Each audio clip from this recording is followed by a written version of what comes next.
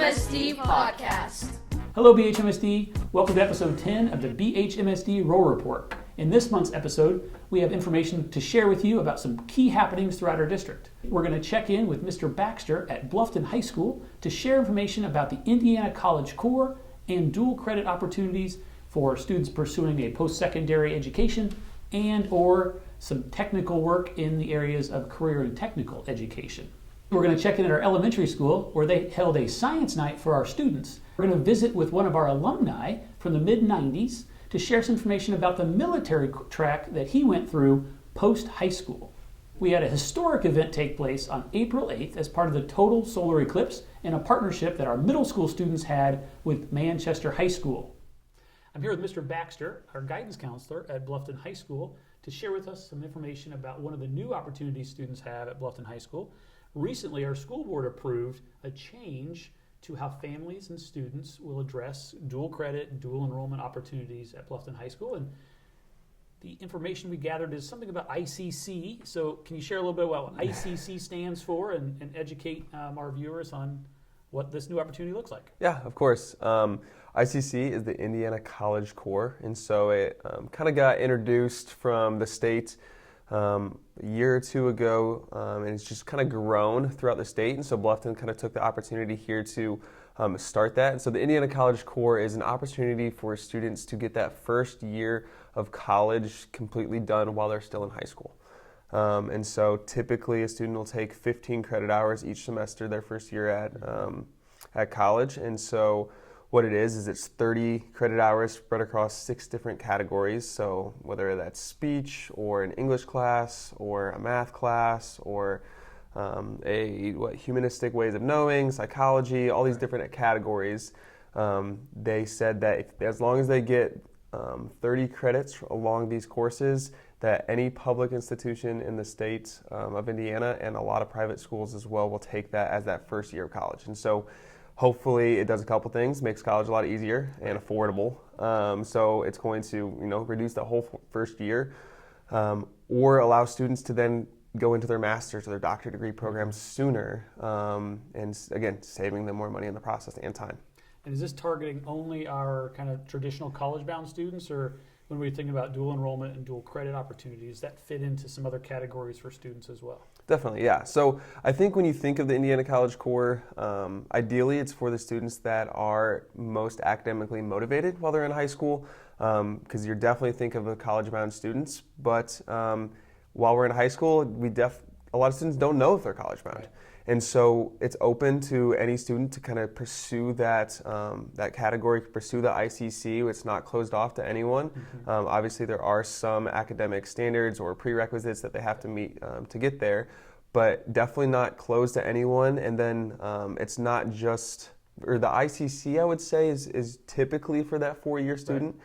But if a student's looking for technical school, we do offer dual enrollment courses, which are like online college classes. Mm-hmm. Dual credit classes through the high school that will help those CTE, the career technical education students that are just going to a 2-year or just straight into the workforce, help them advance in their categories as well. And recently our school board approved not only the funding to provide for the ICC, the Indiana College Core courses, but also for our career and technical education courses for those dual credits that students have. So like Bluffton High School, we have welding, culinary arts, mm-hmm. and advanced manufacturing for electrical. And for those courses that fit under the dual credit, that fee, that cost that students traditionally have had to pay for is now going to be covered by the district. So it really lowers the bar for students to gain that higher education or post-education credit while still in high school, giving that jump start into their next phase of life. Exactly, yeah. Those credits are super valuable. The credentials that students are able to get. Mm-hmm. You mentioned, I think, 3 of our big programs. We also have like computer science, mm-hmm. some of our business programs that are super crucial just to allow students to explore those opportunities. The dual credit's awesome, and they're going to count towards electives, towards wherever they are, but students are still exploring of what they want to do, and getting these dual credits in high school allows them to explore those opportunities at a college level, at a post-high school level, to see if that's something they want to pursue after high school. And they have that familiarity of their support system at home while being in high school to start that process into post-secondary, whereas the traditional freshmen kind of get dropped into a college environment and sometimes there's that sink or swim situation that happens. So having the support of not only family at home, but also the BHMSD family we have at Bluffton High School to support them through their process. So we're really excited about this opportunity for kids and obviously eliminating that cost for families to take part in that program. Who are the instructors for our dual credit or dual enrollment options that students have? Yeah, so thankfully we have a lot of wonderful teachers at the high school that have the ability to teach dual credit, and so they have to have their master's degree in a program or the undergraduate degree in the specific subject that they're going to be teaching those dual credit courses in. And so, yeah, we have a lot of teachers at the high school. I couldn't, 5, 6, 7. It seems like there's more every year, which is a great thing. So that'll be the majority of the classes that we offer, but we will offer things, like I said, in a dual enrollment format as well. So what that means is that instead of a student taking it with one of our high school teachers, they'll be taking an online college class on their Chromebooks with a college professor. And so we'll be partnering largely with Ivy Tech for that, but possibly a couple other institutions as well. So it really gives students those opportunities in a familiar location in our school, or if need be, that hybrid approach of being online through virtual instruction with a higher education. Yeah, exactly. And as we continue to look at how post-secondary institutions are changing as well, that's how they're doing a lot of classes. They're allowing that flexible format. So not only are they getting support here at home, but they're getting exposed to what college may look like them or for them when they do get on campus. And obviously there's a lot more into ICC than what we're discussing in the first few minutes here. If students want more information, what are the steps they should go through to try to get a better understanding of what their courses should be when they start tracking out high school and beyond? Yeah, as of right now, I would say that the best thing is to reach out to Mrs. Lease or myself, one of the school counselors here at the high school, and then we can kind of walk you through those steps. Here, I'll take it back. Even before that, I would say talk to your student because hopefully they have listened to a lot of what we said and they know the courses. They can track those things out. We do a 4-year plan every year for those students, and so hopefully they're doing some of that tracking themselves. If they don't know or if parents want to be involved in that process, we're happy to sit down with them and to kind of explore that. And then in the future here, hopefully next year, there'll be an online process to kind of go through, and they'll be able to kind of click through and see what options Bluffton has, but see how to fill each category out as well.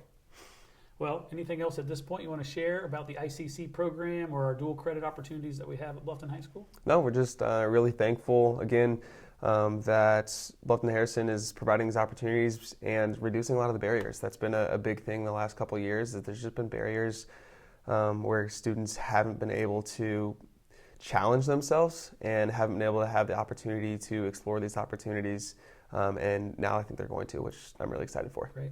Well, we appreciate you joining us at this time, and I know you'll have more information later as parents or students inquire, but as they kind of plan out their career plan at Bluffton High School and we send them out post-graduation, we're excited for their opportunities, and we'll see how the ICC and our career technical dual credits work out for students. So thank you so much for being here. Definitely. Thank you for having me.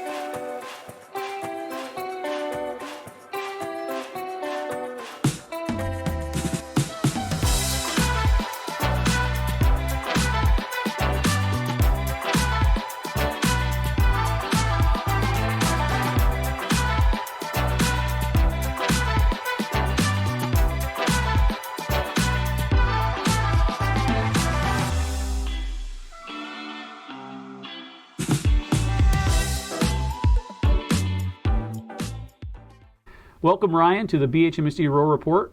This is part of our monthly podcast, and in this segment, we reach out to alumni. And you have been chosen to kind of represent one of our alumni from the mid-'90s era and share a little bit about what's going on in your life and check in with you as a always forever BHMSD Tiger. So first off, thanks again for being here and welcome. So what's new in Ryan's world as we kind of connect here as an alumni? Well, Brad, first off, I'd like to tell you thank you for extending the invitation. I'm honored. I'm very happy to be a part of your podcast, and I think it's going to be a good experience. I think programs like these, especially at the high school level, are exceptionally good for students, teachers, and former alumni like myself. So, again, thank you for reaching out to me and selecting me to come participate in this with you. So, yeah. Great. So for what year was your graduating class? So I graduated in '96. Wow, that's been a while ago. A little bit. So I'll give you a quick, just a quick wave top background on me real quick. A little bit of what's been going on since '96 with me. I just reached my 46th year this year, so doing well there. My family is full. I have a wife and 4 children, 1 grandchild. Everybody seems to be doing well. Our youngest one is a senior this year at Bluffton High School, Gretchen. Yeah. So yeah, that's our family is doing very well, and that's one of the focal points of my life. So as you jumped out of high school in '96, what was that path that you went on when you left us as a Tiger and you went into the next phase of adult life? What was your kind of career path leaving Bluffton High School? I would say that path was probably a little muddied for a little while. I don't want to necessarily say the beaten path, although for the first couple years after post graduation, I would say it was probably the beaten path. I was late teens going into early 20s, trying to figure out what I wanted to do in life. Worked a couple manufacturing jobs, worked at Peyton's Northern, their local, for a while, which, they treated me very well. Have no complaints there. And then, 9/11 happened, September 11th, 2001. And that really changed a lot of things for me. Kyle was exactly a week old when that happened, and we were living on the south side of Fort Wayne. My wife and I had just brought him home, and saw the events unfold on TV as I was getting ready to go to work, and started to drive to work, and I saw the fighter jets at the 122nd starting to scramble, and I think that was a defining moment. I went to work that day, listened to it on WoWo, come home and told my wife I was going to go talk to the recruiter that very next day, and I did. Ended up waiting till about June of 2003 to actually enlist. Wanted to work some things out there first. But yeah, I enlisted in the Army, Army National Guard in June of 2003. And just recently retired. Actually, I retire April 30th. So the end of this month. Well, congratulations and thank you for your service. Thank you.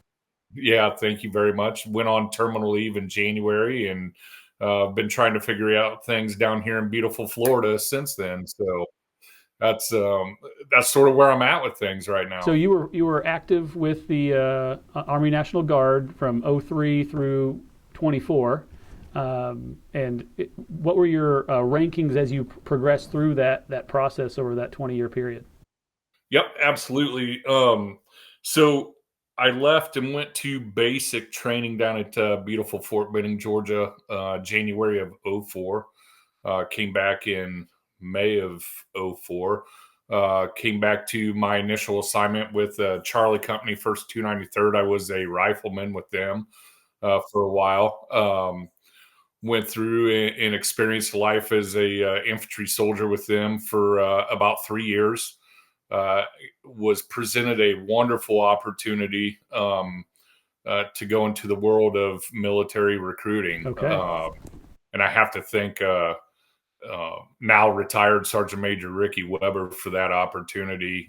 He really opened some doors for me. Obviously saw some things in me that I didn't necessarily see in myself. But those are some of the opportunities and doors that open with the military. So I went into that world, went into it with, an open mind and lots of vigor and excitement. In 2007, I was the number one recruiter in the United States of all branches of the DoD. Okay. Yes. Wow. So that came with significant hard work and challenges. I had lots of support with my wife and family. As I said, Ricky Weber, he was a great mentor to me. Along with some of the other guys in the office. He specifically stands out, though. He helped me along that path, all the way along it. So, and just helped ensure that I was successful with things. As far as the drive to want to be the best. And I think one of the reasons that I mentioned that is the perspective was different in that time era than what it is somewhat today. And where I'm going with that, what I really mean is, if you look back in that time frame from about 2005 to we'll say around the 2010 time frame, we were very heavily involved in Iraq and Afghanistan. Northeast Indiana has always seemed to be a very patriotic community. And when I say Northeast Indiana, I'm talking Fort Wayne Metro and all the smaller surrounding communities. It's just sort of, it truly is. It's what Indiana is. It's the heartland of America. And there's a lot of patriotism that comes along with that. So as far as from a military recruiting standpoint, Northeast Indiana at that time frame was really it was fertile ground for people wanting to join the military, number one, wanting to serve their country. So it helped, really, where I'm going with that, it helped make my job pretty easy. When you talk about your mentor there in the Guard, when you think about your career aspect there and the power that he had to kind of help you along, kind of going back in time a little bit farther, thinking about your high school years, who are some teachers or some individuals that really kind of stand out of your 4 years or more here at Bluffton Harrison? So I've got, I jotted down a couple here very specifically that stick out in the back of my mind. Had to reach back a ways and have memory back too. Mrs. Cheney, Jackie Cheney, can't say enough good things about her. And I know everybody knows she's an English teacher there, but she really worked with me. I was not a stellar student by any means. I don't know. High school wasn't necessarily ever really my niche. Jackie Cheney, Norm Fogwell, Mike Crasium, those were teachers that really stood out in my mind that, during that time era, they never gave up on kids. They just didn't. And I would never, I'm not implying or suggesting that any of our teachers did. That's not really the case. But those three really in particular stood out in my mind. Jackie Cheney, especially. I mean, here she is. She's still teaching today. Still teaching, yeah. I can't tell you the amount of times when I've wrote a paper for college and I'm like, wow, Jackie Cheney told me that 5 years ago. And here I am still using what she taught me in high school. So, I mean, the proof's in the pudding as far as being prepared, for life coming out of high school. And I think that really speaks volumes to the quality of teachers and educators that you have within the walls there at the Bluffton school system. She's a great example. She's still a vibrant educator today. Just a couple months ago, she joined me and Mrs. Kokenauer in presenting to school boards and superintendents throughout the whole state on artificial intelligence. And as a more of a veteran, experienced teacher, she was still willing to embrace change and technology with the same vigor as kind of a newer teacher. So it's just, she's an amazing lady, and she's a good representative of all amazing people we have here at Bluffton. So that's a great example. Absolutely. I'll be sure to pass along your messages to her that you're still impactful. You might want to sit a chair behind her because she might fall over. But I will tell you, I have had many conversations with my kids specifically about her, and I know that there are other teachers within the walls, but that you could have this exact same conversation with anybody about. But I've told them, in all seriousness, you need to listen to what she teaches you in that classroom, because it's true and it's real and it will help you. Brad, you've been there. You're at the doctorate level. You've completed it, so I know you've dealt with some of that when writing your college papers as well.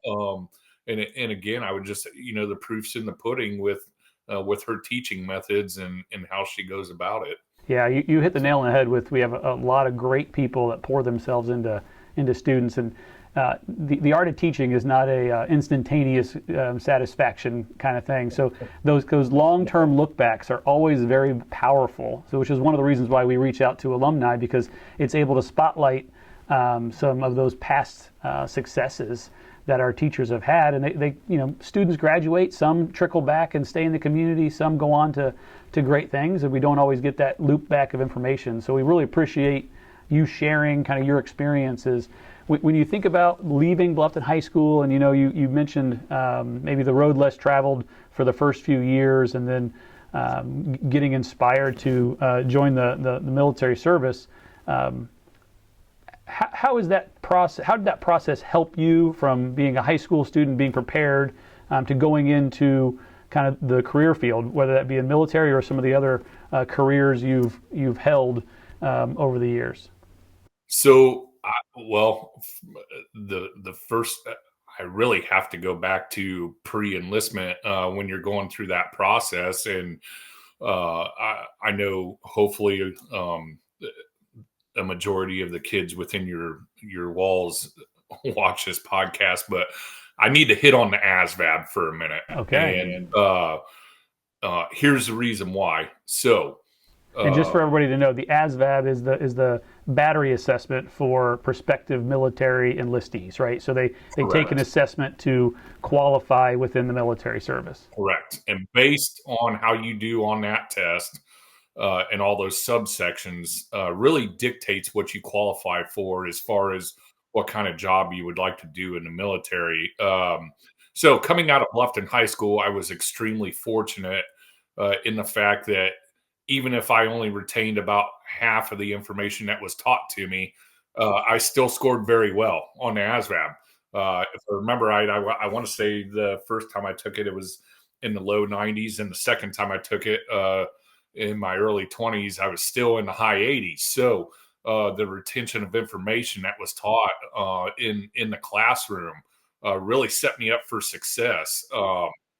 And I'll tell you, coming out of that ASVAB test, the sky was the limit on what I wanted to do. I chose to be an infantryman. I don't know why. I should have went into intelligence or something like that, but I didn't. But my point to it is what I learned in the classroom absolutely carried over into that first major career path decision that I was making as far as enlisting into the military. So if you could give kind of in a nutshell to a current freshman or a soon-to-graduate senior, what would be that message that you'd give to that student today, looking forward into the future as they kind of look at their own personal future at this point? I think probably the best advice I could give them is don't shortchange yourself.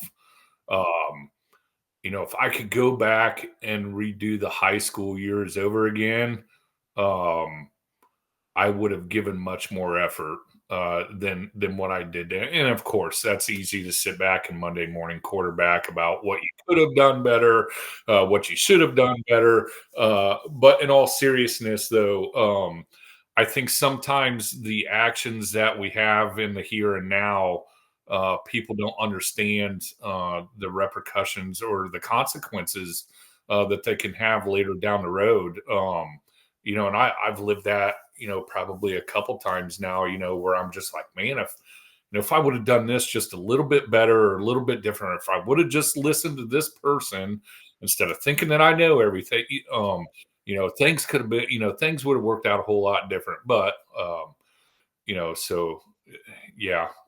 Well, I really appreciate you giving us some time. I know you're busy. You've relocated to Florida, and you're starting a new ventures down there. And I know that also, having many conversations with you, your heart's still here in Bluffton in a lot of ways. So I appreciate you being on. I definitely appreciate your service over the 20 plus years that you provided our country, and you've represented Bluffton High School very well. So I thank you very much for your time. Anything else at this point you want to share, just in an open format for the podcast? Just a couple notes real quick that going back to the times that I've been inside the high school walls, and I've heard this terminology be used more than once by several of the educators and administrators. Okay. The 3 E's: the enlist, the educate, and the employ. Yeah. And I believe, correct me if I'm wrong, I think that's sort of an initiative at the state level trickling down to the local level. Yeah, correct? Yeah. They're trying to get pathways for every kiddo so that when they step out, they know what direction they're going to be moving. I cannot say enough good things about that right there, the enlist, educate, or employ. I think that is awesome. I wish they would have had stuff like that back in the 90s. And we didn't. And college isn't for everybody. It's okay. There's trade schools out there. There's military enlistment. There's good jobs out there that don't necessarily need college educations. And then really the other thing that I really wanted to hit on was learning to be a servant leader. And if I could leave anything with the students within your walls, it would be that, learning how to be a servant leader. And going back to around the 2011 timeframe when I got talked into joining the fire department there in Bluffton. Yeah. I really had no interest in the fire service. At any point, I allowed somebody to talk me into something because I thought it'd be cool. I was like, oh, all right. Yeah, I've got time to do it. Sure. And then there I was helping others in the community. When they're having their absolute worst day, we show up and try to help make it better. To me, that is extremely important, especially at the local community level, is helping others when they're in need. And then the last thing I would leave them with also is getting out and doing some sort of volunteer work. And I know your National Honor Society students, they have some of those requirements. It goes a little deeper than that, though. There's something to really be said when kids get out and actually go volunteer out in their community. And it teaches some of that subservient leadership. It's okay to go out and go get your hands dirty and help other people every once in a while. And I think you know exactly where I'm going with that. Yeah. But that's great wisdom. Yeah. Guys, I can't thank you enough for allowing me to be a part of this. I appreciate it. And I think what you guys are doing is just absolutely awesome. Well, thank you very much. And even though you're a little farther away, don't hesitate to reach back into Bluffton anytime. And we welcome you right back into the high school. We will. All right. We will. Thank you very much, Brad. I appreciate it, Ryan. Enjoy the Florida weather, and stay cool when you can. And thanks so much. Will do. Take care of yourself. As you know, on Monday, April 8th, we held a virtual day, and we concluded virtual activities by 2 p.m. And that was for one specific reason, and that is the total solar eclipse that took place that afternoon. As part of that process, here on our campus, we had about 50 to 100 people on site that were enthusiasts about the solar eclipse. Some traveled as far away as Chicago or farther just to check in here at Bluffton and see the eclipse from our campus. One special opportunity that took place was a partnership between Manchester High School and Bluffton Harrison Middle School. We had a couple teachers, Mr. Brooks at our middle school and Mrs. Gerber at our middle school, who brought in our academic team, the science team from our middle school, to take part in the activities with Manchester High School. As part of a partnership with Manchester High School, Bluffton Harrison Middle School, and NASA, we launched a weather balloon into the atmosphere to document the solar eclipse. And that news got a little larger than we anticipated as Michigan, from Kalamazoo, Michigan, a news center, came down to Bluffton to interview our students and our staff about this historic event. It was a great opportunity for students to get hands-on in science. And as with any important activity, there was a lot of behind the scenes and in front of the camera work that took place. Our technology team at Bluffton Harrison MSD also worked hard to provide an opportunity for our students to be connected to the event that happened here on campus. And our high school senior, Aiden Teeple, was our spokesperson for that activity, and he did an amazing job documenting and interviewing on behalf of BHMSD for the event. So special thanks to Aiden, our BHMSD technology team, and all the other partners that went into play to make sure this event went off without a hitch. Tyson Brooks, TYSON-BROOKS, and I'm a 7th grade scientist by the Assistant Superintendent, Julie Meitzler.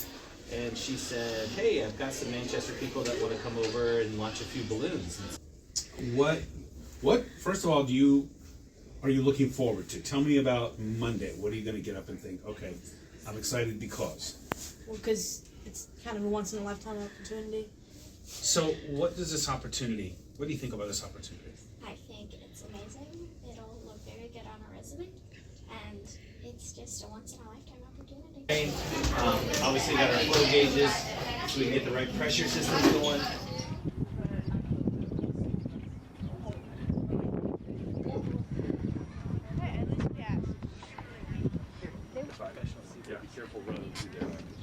Okay, here we go.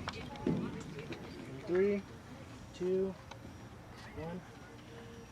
Good evening, this is Aiden Teeple from Bluffton High School. They will be attaching a... Is that a tether, right? Yeah, just check. Intervalometer, got the real-time precision. Open the valve. Is it really? Yeah. You might not by now. Nothing in there? Yeah, you can. There's 600. This is going to be a 7-meter type of thing, so. Okay, I need 2 students. I got to hold this. We are ready. Okay, what we're going to do is we're going to cut. Okay, somebody's phone.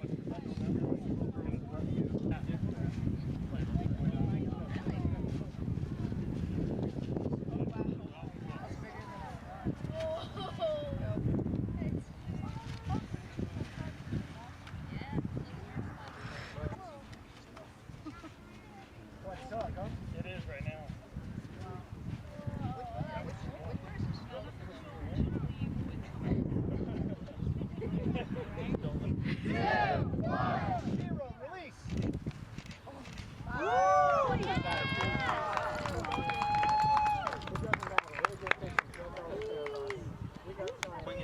Yeah, we had a few small glitches, and it's going to happen on every flight. We had some science, so we're fingers crossed. Well, good luck to you, and thank you for doing this. Thank you so much. And I'm here with the Bluffton Middle School academic team, and they just helped with the launching of the weather balloon, and so I am going to get some of their opinions on this stuff. I helped hold it at the bottom, and it kept trying to pull away from where you were holding it, and it was just really large and a lot bigger than I think I was expecting. Oh my gosh, oh my gosh. 3, 2, 1. Won't even lie. 1. Glasses on. Glasses on. Glasses on. 10 seconds. Plus 15. Replace camera filters. Plus 25. Observe for shadow. Thanks again for joining us for episode 10 of the BHMSD Roll Report. But before you go, I want to share one quick shout out to Mrs. Zayachuk's middle school art class, because I've heard that they're avid watchers of the BHMSD Roll Report. So thank you for tuning in and staying informed about what's going on in our district. Secondly, I want to give a shout out to Miss Foreman and her elementary art students because they provided a wonderful gift to our BHMSD school board. It was a beautiful art project that they put together with their fingerprints. Every day they came in and they documented their activity by putting their finger in some paint and sticking it on this beautiful tree, and then presented that to our school board here at our last meeting. We're really excited about that, and we thank them very much for their hard work so we can display that in our boardroom here at the central office. And lastly, before you go, I do want to share some information about our construction that's happening at Bluffton High School. Here over the next few weeks, you'll see more and more individuals on campus working on the building envelope of the high school. Our high school was built in 2000 when it opened up for the 2000-2001 class. The high school is 24 years old, and we are needing to replace our roof. We need to address some of the wall moisture issues that we have, replace our windows and our canopies. So there'll be a lot changing at Bluffton High School as we conclude the school year and into the summer. So just please be aware of some added individuals around our campus as they work to improve our high school for students into the future. Thanks again for joining us for episode 10, and I hope you have a great month, and we'll see you in May.